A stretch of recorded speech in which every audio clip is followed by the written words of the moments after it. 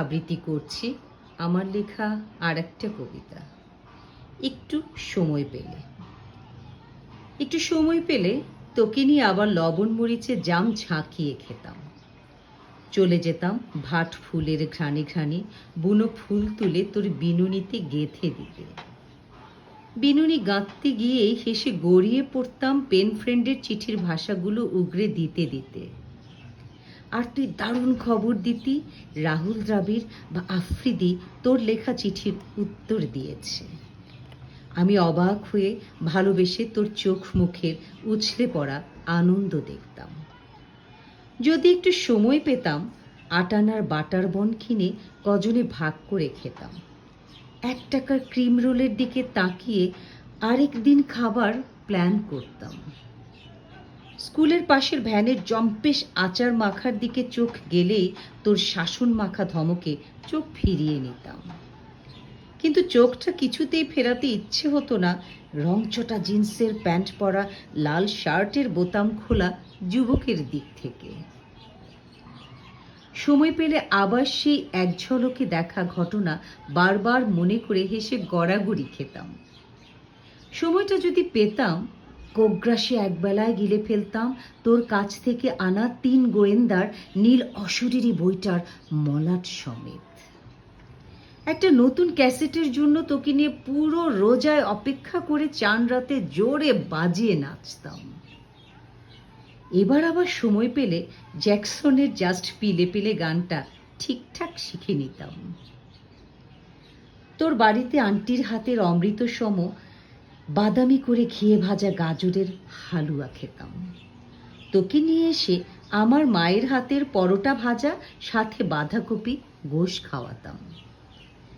জানিস, সময় পেলে সত্যিই তোকে বলে মনের কোণে জমে থাকা কষ্টের বরফ গলাতাম। ছোট প্রাণ, ছোট ব্যথা, ছোট ছোট দুঃখের কথা বলে তোর কাঁধে হেলান দিয়ে বিকেল গড়িয়ে দিতাম। জানিস, সময় পেলে এবার বনভোজনটা করেই ফেলতাম। চন্দনকে অবশ্যই রাখতাম ভালো মানের ইট থেকে হলুদ আর মরিচের গুঁড়া পিষে এনে রান্নার খেলায় যোগান দিতে। না, এবার তোদের বাগানের সবজি আর আমাদের রেশনের চাল দিয়ে একটা সত্যি রান্নার পিকনিক করতাম। এবার আর আমার পুতুলের জামাই আর তোর মেয়ে পুতুলের বউ হওয়া ওই শাকচুন্নিটা কিছুতেই আটকাতে পারত না।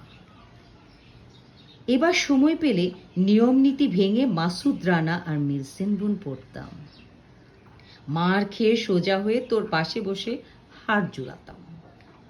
এবার একটু যদি সময় পেতাম, ঠিক ঠিক আঙ্কেলের কাছ থেকে দেশ বিদেশের গল্পটা সাহস করে শুনতাম। আর আমারও কড়া বাবার মুক্তিযুদ্ধের বীর গাথা শোনাতাম তোকে দিয়ে অনুরোধ করে।